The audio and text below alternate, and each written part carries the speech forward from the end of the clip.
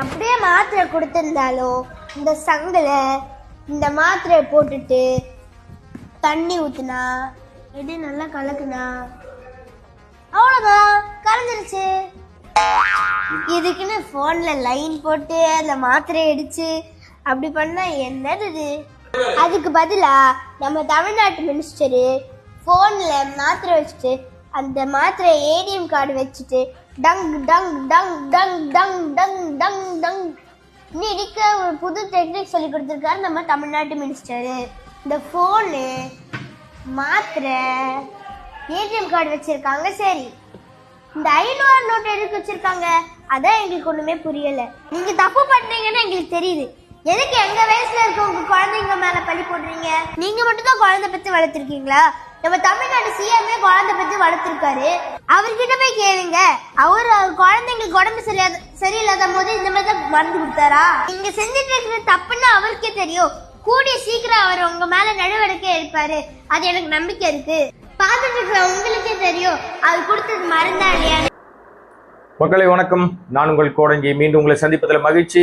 இந்த வீடியோவில் நம்ம என்ன பார்க்க போகிறோம் அப்படின்னா, செல்ஃபோன் மேலே குழந்தை மாத்திரைன்னு சொல்லிட்டு அது குழந்தை மாத்திரையா போதை பவுடரான்னு தெரியாத அளவுக்கு ஒரு சர்ச்சையில் சிக்கி இருக்கிற அமைச்சர் சரத், அவர் விரைவில் அமைச்சர் பதவியிலிருந்து நீக்கப்படலாம், அமைச்சர் பதவி கல்தா கொடுக்கப்படலாம், பதவி பறிப்பு நடக்க போது, அவருக்கு பதிலாக பக்கத்து தொகுதியை சேர்ந்த ஒரு பெண்ணுக்கு அமைச்சர் பதவி வழங்கப்படலாம்னு ஒரு தகவல் வந்திருக்கு. அது குறித்து தான் நம்ம விரிவாக பார்க்க போகிறோம். நம்முடைய வீடியோவை சப்ஸ்கிரைப் பண்ணாமல் நிறைய பேர் பார்த்துட்டு இருக்கீங்க. அன்பு நண்பர்களே, உங்களுடைய அன்பாலும் ஆதரவாலும் தொடர்ந்து நடத்தப்படுகிற சுயாதீன ஊடகம். சப்போர்ட் பண்ணுங்கள், சப்ஸ்கிரைப் பண்ணுங்கள். இப்போ இந்த வீடியோக்குள்ளே முழுமையான விஷயத்தை நம்ம தெரிஞ்சுக்க போகலாம் வாங்க. ஆக்சுவலாக கடந்த சில தினங்களாகவே தமிழ்நாட்டில் பரவலாக, தமிழ்நாட்டில் மட்டுமில்லை உலகம் முழுக்க தமிழ் பேசுகிற ரசிகர்கள்கிட்ட பரவலாக ஒரு வீடியோ வைரல் ஆச்சு. அது நம்முடைய சோசப் விஜயனுடைய அமைச்சரவையில் இருக்கிற சரத்குமார். அவர் யாருன்னா மனிதவள மேம்பாட்டுத்துறை அமைச்சர், தாம்பரம் தொகுதியை சேர்ந்தவர். கில்லி சரத் அப்படின்னு அந்த ஏரியாவில் அவர் அழைப்பாங்க. அவர் ஒரு ஐபிஎல் கிரிக்கெட் மேட்ச்சு 2-3 ஆண்டுகளுக்கு முன்னாடி தன்னுடைய தோழியோடு போயிருந்தப்ப அங்கே அவர் அங்கே ஒரு செல்ஃபோன் மேலே வெள்ளையாக ஒரு பொடி, அதை கிரெடிட் கார்டில் நம்ம போதை வஸ்துக்களை, போதை பவுடர்களை எப்படி பயன்படுத்துவாங்களோ படங்களில், திரைப்படங்களில் காட்டுற மாதிரி கையில் ஒரு 500 ரூபா நோட்டு, அதை பவுடரை மெல்லிய கோடாக மாற்றுறாரு. அதை ட்ரை பண்ணிகிட்டே இருக்காரு. அது வீடியோவாக எடுக்கப்பட்டிருக்கு. அந்த வீடியோவை போஸ்ட் பண்ணியிருக்காங்க. தக் லைஃப் மூவ்மெண்ட்னு அவர் வச்சிருந்தார். இது ஒரு பெரிய சர்ச்சையாக மாறியது. போதைப் பொருளுக்கு எதிர்ப்பாக போதை ஒழிப்பு தினம்னு மாரத்தான் ஓடிய நாளில் முதலமைச்சர் சோசப் விஜய் 3 கிலோமீட்டர் மாரத்தான் ஓடி இருக்கார். முதல்ல இந்தியாவிலேயே முதல்வர்னு பொய் சொன்ன ஆதவ் அர்ஜுனா, வளர்ந்து கட்ட அமைச்சருடைய 100வது பொய், 110வது பொய் மாதிரி இது ஒரு பொய். 3 கிலோமீட்டர் ஓடினது, 3 கிலோமீட்டர் ஓடினது என்னமோ உண்மைதான். ஆனால் முதலமைச்சர்னா பாருங்க, 21 கிலோமீட்டர் ஓடின அமைச்சரே கம்முன்னு இருக்கார் முதலமைச்சர் காஷ்மீர் உமர் அப்துல்லாவே. அதான் வாயை படிக்கிறதும் கிடையாது, பக்கத்தில் நடக்குதுன்னு தெரிஞ்சுக்கிறது கிடையாது, ஊரை தெரிஞ்சுக்கிறது கிடையாது. வாயை திறந்தா பொய், வாயை திறந்தா வடை சுடுறது. இது இந்த தாவேக்காவுடைய லட்சணம். இப்போ இந்த அமைச்சர் அதே தினத்தில் அவரும் அந்த போதை ஒழிப்பு இதில் கலந்துக்கிட்டு, அப்புறம் பார்த்தா ஒரு 11 மணிக்கு மேலாம் வைரல் ஆகுது இந்த வீடியோ. எப்பேற்பட்ட போதை ஒழிப்பு பார்த்தீங்களா? போதை பவுடர், காஸ்ட்லியான போதை பவுடரை பயன்படுத்துறாரு உங்க அமைச்சர்னு இவங்க நண்பர்களே வெளியே விட்டானுங்க. கடைசியில் பார்த்தா அந்த வீடியோ ஏஐ வீடியோன்னு சொல்லுவானுங்கன்னு பார்த்தா அது உண்மைதான வீடியோங்க.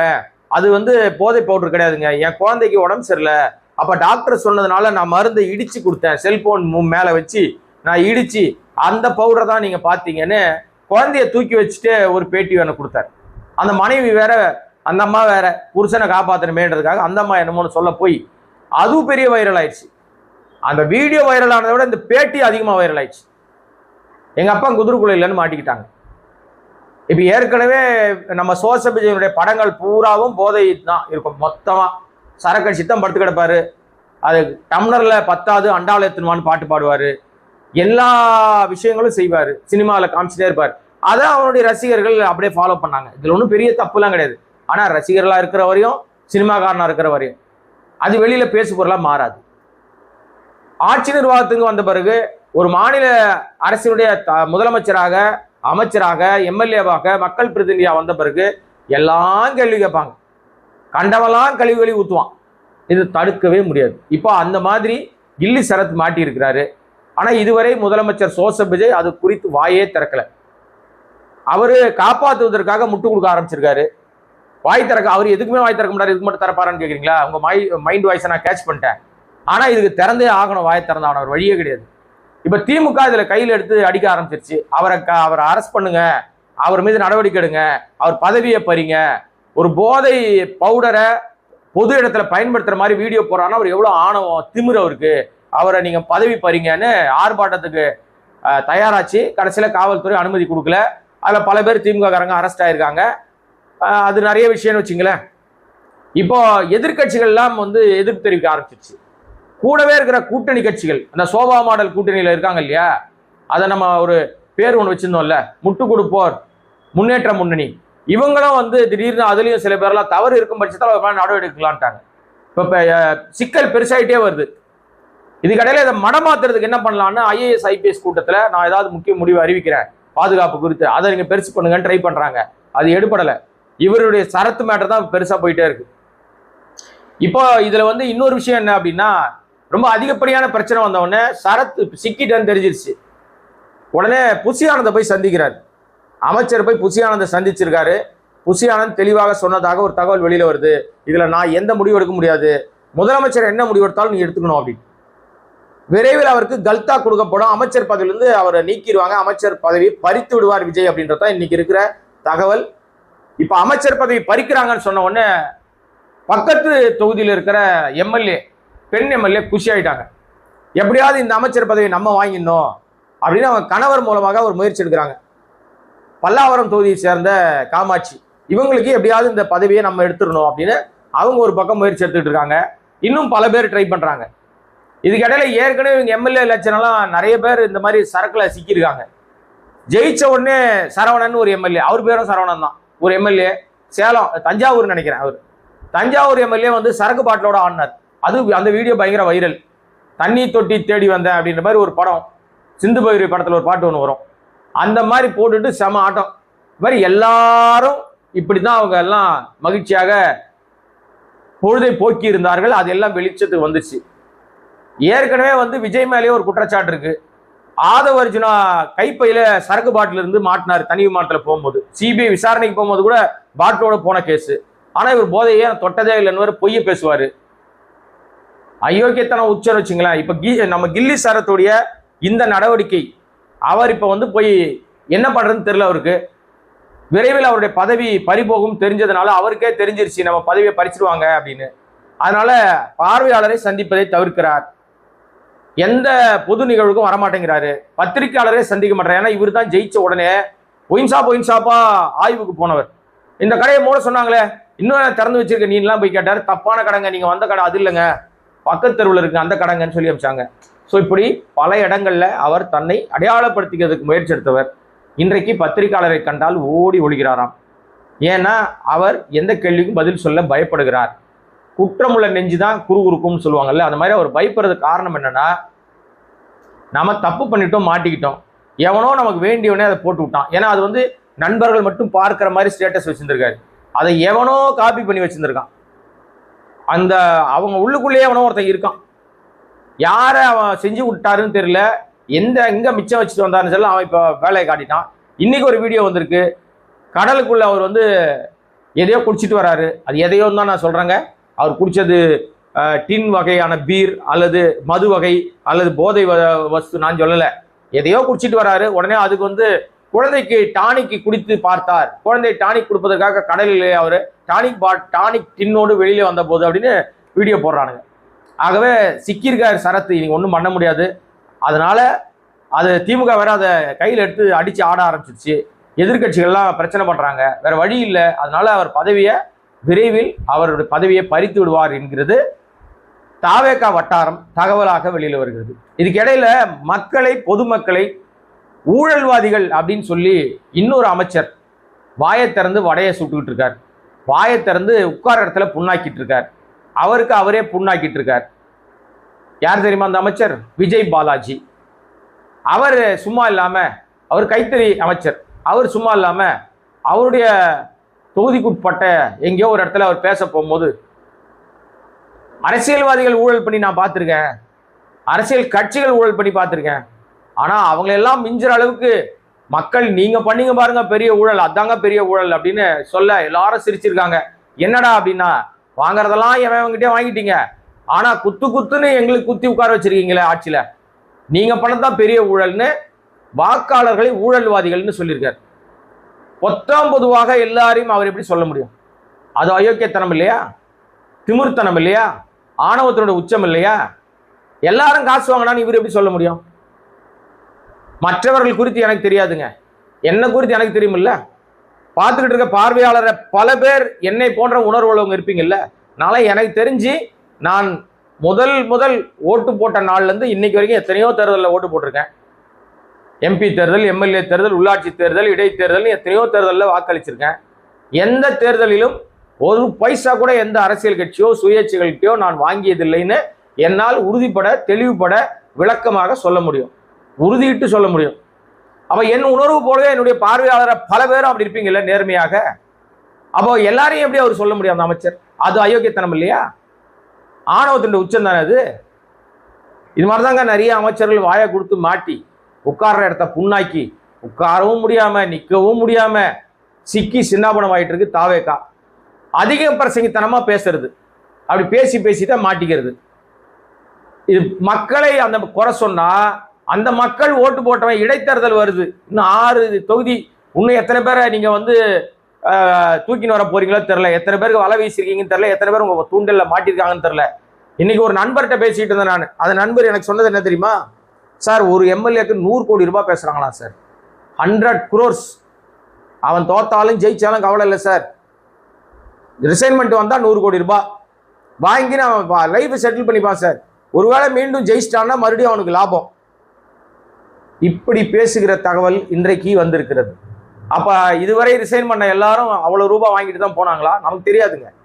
குதிரை பேரம் என்பது உறுதி செய்யப்பட்டிருக்கிறது. எப்படி உறுதி செய்யப்பட்டிருக்குன்னா, எங்க அப்பா குதிரைக்குள்ள இல்லைன்னு நம்ம வைகோ அவர்களே, முதலமைச்சரே குதிரை பேரத்துக்கு முக்கியமான நபர், அவர் தான் சூத்திரதாரி, அவர் தான் கூப்பிட்டு பேசினார். உங்க மதிமுக எம்எல்ஏ ராஜினாமா பண்ண சொல்லுங்க, ராஜினாமா பண்ணிட்டு வர சொல்லுங்க, நான் அவங்களுக்காக பிரச்சாரம் பண்றேன் அப்படின்னு ஆளும் கட்சியாக இருக்கிற தாவேகா, எதிர்கட்சி வரிசையில் இருக்கிற திமுக சின்னத்தில் ஜெயித்தவர்களை ராஜினாமா பண்ண சொல்லி கேட்பது என்பது அயோக்கியத்தனத்துடைய உச்சம். பதவி வெறி, மாப்பிள்ளைக்கு பதவி வெறின்னு அந்த மாதிரி பதவி வெறியில் இருக்காரு நம்மால் சோசப் விஜய்.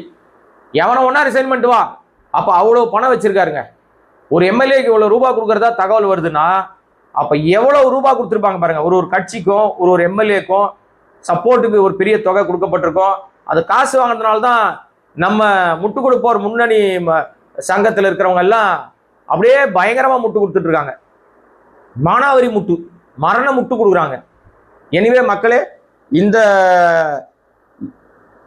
அமைச்சர் சரத் அவர்களுடைய பதவி பறிப்பது உறுதியாகிவிட்டது. இந்த எம்எல்ஏ, இந்த அமைச்சர் யாரு, நம்ம இந்த ஊழல்வாதிகள், மக்களை ஊழல்வாதிகள் சொன்ன அமைச்சர் இருக்காருல்ல, இவருக்கும் டோஸ் விட போகுது. இப்ப அமைச்சர்கள் எம்எல்ஏக்களுடைய ரிப்போர்ட் கார்டு கேட்டிருக்காராம் சோசப் விஜய். இந்த 40 நாள்ல இந்த அமைச்சர்கள் என்ன பண்ணி கீசிருக்காங்க, பொதுமக்கள்கிட்ட எப்படி வாயை கொடுத்து மாட்டியிருக்காங்க, அமைச்சராகவே நீடிக்க வைக்கலாமா, இல்லை இவங்களுக்கு கல்தா கொடுத்துட்டு வேற ஆளை மாத்தலாமா, 45 நாள்ல 50 நாள்ல அமைச்சர் மாத்தினா நமக்கு கெட்ட பேர் ஆயிடுமா, என்ன நடக்க போகுது அப்படின்றத கேட்பதற்காக உளவுத்துறை கிட்ட ரிப்போர்ட் கேட்டிருக்காராம். நிறைய இடங்கள்ல நிறைய அமைச்சர்கள் குறித்து நெகட்டிவான தகவல்கள் தான் விஜய்க்கு வந்திருக்கிறதா. கீர்த்தனாவுக்கும் ஜெகதீஸ்வரிக்கும் பஞ்சாயத்து, அமைச்சர்கள் 2 பேருக்கும் என் பேரையா முன்னாடி போடல, என் பேரையா கீழே போட்டேன்னு சண்டை. இதுக்கிடையிலேயே சோழவந்தான் எம்எல்ஏவை கூப்பிடாமையே ஒரு அமைச்சர் நிகழ்ச்சி நடத்தியிருக்காரு. சோழவந்தான் எம்எல்ஏ அந்த இடத்துல கலந்துக்கவே இல்லையா. அப்புறம் நிறைய இடங்கள்ல அமைச்சர்களுக்கும் எம்எல்ஏக்களுக்குமே பிரச்சனை இருக்கு, எம்எல்ஏக்களுக்கும் மாவட்ட செயலருக்குமே பிரச்சனை இருக்கு. தாவேகா இடியாப்ப சிக்கல்ல தான் இருக்கு. பேரு வெளியில ஒன்னா நாங்க ஆளுங்கட்சி, நாங்க அப்படியாக்கம் இப்படியாக்கம் பேசிக்கலாம். எப்படி தெரியுமா? இது தாவேகா என்பது ஏற்கனவே நான் முன்னாடி அந்த கதை சொல்லியிருக்கேன். ஒரு பஸ், தாவேகா ஒரு பஸ். அந்த பஸ்ல இப்ப இவ்வளவு பேர் தான் உட்கார முடியும்னா அவ்வளவு பேர் உட்கார்ந்துருக்காங்க ஏற்கனவே. அது இல்லாம இப்ப சோபா மாடல் கூட்டணி, கல்லாப்பெட்டி சிங்கார கூட்டணி எல்லாம் அங்க போய் சேர்ந்துருச்சு. இடம் பத்தல, ஃபுட்போர்ட்ல தொங்கிட்டு இருக்காங்க. இன்னும் பல பேர் வாரமானா சனிக்கிழமைனா போய் சேர்ந்து அந்த பஸ் மேலெல்லாம் ஏறிக்கிட்டாங்க. இப்ப நிற்பதற்கு இடம் இல்லை, தொங்குவதற்கும் இடம் இல்லை, எல்லா கம்பிலையும் தொங்கி இருக்கிறாங்க. ஒரு கட்டத்துக்கு மேல அந்த பஸ் நகர முடியாம அச்சு முறிஞ்சு அங்கே நின்றோம். இல்லைன்னா பஸ்ஸு கவுந்துரும். 2 விஷயம் தான் நடக்கும். அதிகப்படியான சுமை ஏற்றினா பஞ்சு மூட்டை கூட, பஞ்சு ரொம்ப லேசானதுங்க, ஆனால் பஞ்சு பொதியாக அது மாறி மாட்டு வண்டியில் ஏற்றுனீங்கன்னா அந்த அச்சு முறிஞ்சிடும். அந்த மாதிரி தான் இப்போ தாவேக்காவுடைய நிலைமையும் அப்படிதான் இருக்கு. தேர்தலுக்கு முன்பாக ஒருத்தர் கூட அந்த பக்கம் எட்டி பார்க்கல. தேர்தலில் ஜெயிச்ச உடனே ஊர்லகரவெல்லாம் ஏதோ பெரிய மாற்றம் நடந்து பிரளயமே நடந்துட்ட மாதிரி அங்கே ஓடிக்கிட்டு இருக்கானுங்க. அங்கே ஓடுற எல்லாரும் சுயநலவாதிங்க. இவர்களால் தாவேக்காவுக்கு மிகப்பெரிய ஆபத்து. தாவேக்கா சுக்குநூறாக நொறுங்க போகிறது. அதற்கு காரணம் ஓடி போறவன்லாம் இங்கேருந்து போறான் பாருங்க, பல கட்சியிலேருந்து. இவங்க எல்லாம் அங்கே போய் இருக்கிறவனை காலி பண்ணுவான். ஏற்கனவே அங்கே ஒருத்தன் இருக்கான்ல, அந்த ரசிகராக 200 ரூபா டிக்கெட்டை 2000 ரூபாய்க்கு விற்று 2000 ரூபாய்க்கு வாங்கி கடன் வாங்கி போஸ்டர் ஒட்டி பேப்பரை கீழ்ச்சி போட்டு கட் அவுட் வச்சு பாலாபிஷேகம் பண்ணி பிறந்த நாளுக்கு கேக் வெட்டி சுண்டல் பால் சுண்டல் முட்டை கொடுத்து ஏராளமாக நோட்டு புக்கு பென்சிலு பேனானு வாங்கி கொடுத்து அன்னதானம் போட்டு எவ்வளோ வேலை பார்த்த ரசிகர் இருக்காங்க. அவன்லாம் இப்போ இந்த மாதிரி வேறு கட்சியிலேருந்து மாறி பதவி வெறியோடு போகிறவனுக்கு பதவி கொடுத்தா அங்கே ஏற்கனவே இருக்கிறவன் என்ன ஆகும்? அவனுக்கும் புதுசாக போகிறவனுக்கு பிரச்சனை வரும். அடிப்படையில் என்ன ஆகும்? சிக்கல் தான் வரும். அடிப்படையில் கட்டமைப்பே இல்லாத கட்சி தாவேகா. அதனால இவர்களுக்கு மிகப்பெரிய பாதிப்பு இருக்கிறது. அந்த பாதிப்பு என்னவா மாறப்போகுது என்பது இடைத்தேர்தலில் தெரிந்துவிடும். இடைத்தேர்தல் என்பது தாவேகாவுக்கு வைக்கப்பட்டிருக்கிற அக்கினி பரீட்சை. என்ன நடக்க போகுது அப்படின்றத பொறுத்திருந்து பார்ப்போம். ஸோ எனிவே மக்களே, நம்ம வீடியோவை சப்ஸ்கிரைப் பண்ணாமல் பார்த்துட்டு இருக்க அன்பு மக்களே, சப்ஸ்கிரைப் பண்ணுங்க, சப்போர்ட் பண்ணுங்க, உங்கள் நண்பர்களுக்கு ஷேர் பண்ணுங்க, உங்கள் கருத்துக்களை கமெண்ட்டுகளாக பதிவிடுங்கள். மீண்டும் உங்களை சந்திக்கிறேன். நன்றி, வணக்கம்.